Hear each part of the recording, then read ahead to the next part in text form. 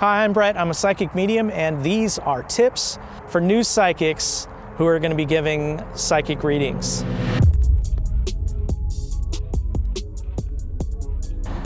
Practice first. That's a big one. Practice first. Find friends and family who are willing to have you practice on them, because you aren't going to be 100% at first, and you need to learn kind of what they expect and how to deliver the message. So you want to start out practicing with people that you know that aren't going to be critical of you, and then you also kind of have to give them the disclaimer that you are practicing and you're learning how to do this, but they should already have an idea that you know what you're talking about and that you are psychic. They're going to have to understand that you're interpreting the messages that you're getting or the things you're seeing. So practice with people you know, practice with people that are going to be open to this and willing to help you out with this. It's also good to practice with their friends, and everybody has to know that you're practicing so they know kind of what to expect. It's good to practice with people that you don't know very well, because you aren't going to have too much information about them in advance, because you don't want to know everything about them and know all about their life and everything when you're going into it. You want to be able to have that information coming to you instead of just knowing all about their life already. Another way to practice is through using forums and Facebook groups where people are asking for readings. It's a nice way to start out and get to try out your stuff with people. You don't know these people, for one thing, so it's a good way to develop and be able to trust what you're getting. When you're practicing, my advice is to not accept money for your work. Afterwards, if they want to pay you for it, that's cool, but do not ask for money up front. Don't expect money for it, because you're practicing, you're learning how to do it, how to deliver the messages, how to receive the information, and how to conduct a psychic session. Once you're past just practicing, my advice is to not do free readings, because the kind of clientele is different. And you know, you can do little things for your friends and family, that's fine, but you have to be very careful about giving free readings, because I've taken a ton of abuse and hostility from people who I've given free readings to, and because they don't value it the same way, and they expect that you're going to be providing this free service to them, and they get bent out of shape when you don't. So you have to be very careful. There's some sort of weird dynamic that happens when you give a free reading. When you're doing this professionally, you have spent a lot of time, a lot of work, a lot of effort in getting to the point where you can do readings, where you are paying attention. There are a lot of sacrifices. And for my work, just the way I do it, I do a lot of cleansing and clearing, even if that is not the intent of the reading. Even if you're just trying to talk to your Aunt Sue or Aunt Sally, I end up drawing attention of spirits or entities that are attached to you or around you that are troublemakers, and they end up drawn to me, and it puts me and my family in harm's way. So I think it's very important that when you're a professional, you are paid for your work, paid for your knowledge, paid for your expertise. My suggestion for preparing for a session is, first, you need to make sure that you're in the right frame of mind. You need to have whatever's going on in your environment set up for doing a reading. So this is somewhere where you can concentrate, where you don't have a bunch of extra stimulus going on. You don't need to be super hyper caffeinated or whatever, or maybe you do need to be super hyper caffeinated before a session. You need to probably listen to music that's going to put you in the right state of mind. You know, settle down so that you're able to hear spirit or pick up on spirit however it comes to you. I also will meditate. I will go into meditation. Sometimes I will actually pull some tarot cards, just asking about what are the important things that are going to come up in the reading. And it just kind of gives me a heads up on what's going to be happening. A lot of times before a reading, I'll start getting information. Folks will start showing up and talking to me and giving me information that I'll be bringing up in a few minutes. So it seems like my reading starts a little while before the reading, as soon as I start to get in the mode to do the reading. So that's how I suggest you get in the right state of mind, the right setting for a psychic reading. I have suggestions for your sitter or your client, whoever it is that you're going to be speaking with or working with. One thing is to have a pad of paper and a pen or pencil, just so they can write down notes, because it's a lot that's going to be coming to the people. They're going to be getting a lot of information. They're going to be getting a lot of things that they will have to check out later or that they'll want to remember. With me, I let my sitters record the session. They can use an audio recorder or even video sometimes. It just depends on what I'm comfortable with, and also information I'm getting from the other side. There are some clients where I might be getting a big no from my team, do not record this. And then there are others where it's like, oh yeah, you know immediately, yeah, you should be recording this. And with mine, I tell my sitters, play back the audio or the video and listen for EVPs, because they will actually show up sometimes afterwards, or you'll notice that when you replay it, you'll hear spirit voices in the recording. So that's something to check out. I also recommend to clients to have an open mind and to have fun with this. It's going to be a fun experience, because some people are really nervous about it. They're nervous about talking to a stranger or talking to me. They're concerned about just dealing with the paranormal or with spirit stuff, because that's something that is kind of foreign to them. So that can be kind of scary for people. So, really approach it with a fun attitude. When you feel like you're getting information way too fast, or you're getting too much information, or it's unclear, or you're not getting enough information, or like you're just feeling a blank, I think the best thing to do is to be honest about it. You can also talk to the spirits or talk to your team and say, okay, I'm getting the information too fast. I need you to slow down. And they will try to do that for you. They'll try to make a stronger link for you. Be honest. Be honest with your client. Be honest with the spirits. If you aren't getting anything, I've actually gotten this before. I tell people that when I'm starting my session, anything that I'm perceiving, anything that I'm picking up is usually related to the session. So if I start having a session and I'm not getting any information, because I've been doing this for a while, I know that that is part of the session, because that's unusual. Usually there'll be folks coming in. I feel like somebody's here with us. Okay, usually when I'm not getting information, it is a direct comment or a direct performance by somebody that is there for the client. So a lot of times not getting information is related to the person they're trying to contact. The person was standoffish. The person wasn't showing up. They're the kind of person that is resistant to doing something like that. So once you mention that, that person shows up and starts communicating or actually presenting, or somebody else steps in.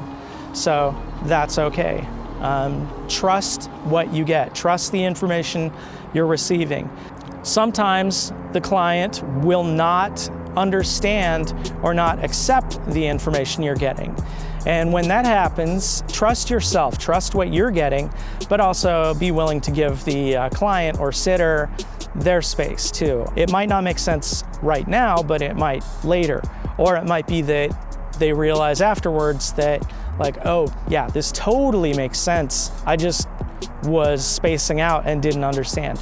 It's a lot of information to come to the sitter in a session. A lot of information comes to them, and they are usually having emotional responses to things and stuff like that. And so I've had psychics talk to me and they've told me stuff. A funny one is the psychic Thomas John saying like, oh, you're gonna be involved with YouTube and I see all these cameras around you. You're already really involved with cameras. And I'm like, I don't know about that. I had cameras all over the place, but they weren't the cameras that I wanted to use. And so somehow it was like some sort of weird spacing out that I had. And so I wasn't giving him the validation that he was totally on. He was absolutely right on with it. And so just, it's weird. So we need to trust what we're getting, trust the information, and give it to the sitter. And the sitter may or may not understand it at the time, but be willing to go with it. What we're doing as psychics and mediums and light workers and all this is very personal, and we have a huge responsibility in what we say and the information we're giving people. And I mean, this is a huge responsibility because we're changing people's lives in doing this. And so we cannot play around with this. If we aren't getting something and somebody's like, oh, tell me about this guy I'm gonna meet or whatever. If we aren't getting it, we need to not make something up. No pretending. This is very, very serious, so be responsible with it. If you aren't, they're probably gonna cut you off. The other side is gonna be like, no, we can't have you doing this because you're affecting other people's lives and you're misleading or giving people false hope or scaring people. And so we need to be very careful with that, with just being responsible with this. I've had readings and they've told me something. I take it very seriously. I take it to heart, and it stays with me for, months or years even. Like, oh, this psychic said this, and like I need to pay attention to that. So like we're affecting people big time. So again, responsibility, be responsible, take this seriously. Do not mess around with this. Some of the information you're going to receive and you're going to pick up is going to be very personal and very emotional for the sitter, like probably most of it. And so you're going to be bringing in loved ones and they're going to miss these people. It's going to be very touching, and there's going to be a lot of validation there and everything, but people are going to cry and people are going to kind of lose it. They can be really upset by the information they're hearing. And I don't mean like angry at you or angry at them, but they're really thrown off balance when somebody comes through to talk to them. And so you need to be prepared for that. It's going to be very emotional for you also, or at least that's how I receive information. There's usually a lot of emotion that comes with somebody because you're going to be feeling your sitter and you're going to be feeling whoever the spirit is. And so, you are a professional, so you need to not go there. Don't start crying with everybody. You need to try to remain a little bit detached so that you can be efficient and you can get the message through to the person. Another part of it is that some of what you're going to be doing is counseling. So you need to be aware that the sitter is going to pour out a bunch of their personal stuff on you, and you need to just be prepared for that. Be aware that that's something that's going to happen. So my suggestion is to listen and let them talk about whatever it is, and pay attention to whoever's talking to you. Whoever this is on this side, apparently, because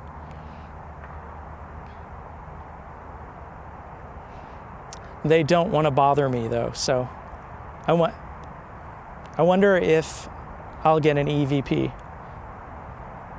If you're allowed to be on audio.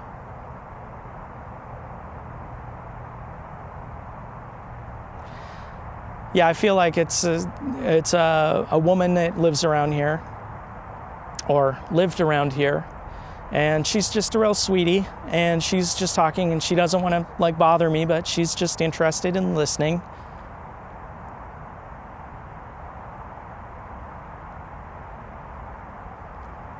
I'm asking her about, I have flies. I'm asking her about any messages she wants to give. And her messages are like, don't do drugs, don't do alcohol, stay away from substances. She's telling me like specifically heroin, stay away from okay, so to bring this into how to do a reading for somebody, don't be high. Don't try to do a reading while you're high. Don't do drugs and try to do a reading. You need to be very clear. All of these things can affect your psyche in a certain way. And with me and my team, it interferes. It's something that kind of causes problems. I've heard other psychics talk about it with alcohol, and their guides have tried to get them to stop drinking wine, avoid wine, because it messes with your brain, messes with how the other side is able to get the information through. So yeah, good point. Avoid doing drugs, avoid alcohol, avoid this stuff when you're going to be doing a session. And it's probably a good idea to avoid it altogether and really get involved in meditation. That's going to take you way far out, further than psychedelics, further than all sorts of things. Once you get into really deep meditation, you can have some crazy, crazy experiences. So that's my suggestion with that. And finally, do not quit your day job. It takes a while to develop, it takes a while to get good at this, and it takes a while to get to a place where your income is going to be enough to get by. And even once you're a professional and everything, you might be still just barely able to get by. So don't quit your day job. You can do this at night. You can do it on the weekends. You can do it, during your free time. When you've got enough clients that you can't work anymore, maybe that's the time to switch gears. But yeah, stay with your day job. This will make your life significantly more interesting and exciting and more fun. If you're supposed to be doing this as your day job, then the other side will make that happen. But yeah, keep that job. And keep that job even after you feel like you can make a profession out of this, because little things will happen and you need that income, especially these days. It's a weird world we're living in. Okay, I hope that's helpful for you. If you have gotten anything out of this, please subscribe. If you haven't gotten anything out of this, please subscribe, share, and please check out my other videos because those are going to have all sorts of little hints in them for things to help you. Anyway, thanks for watching.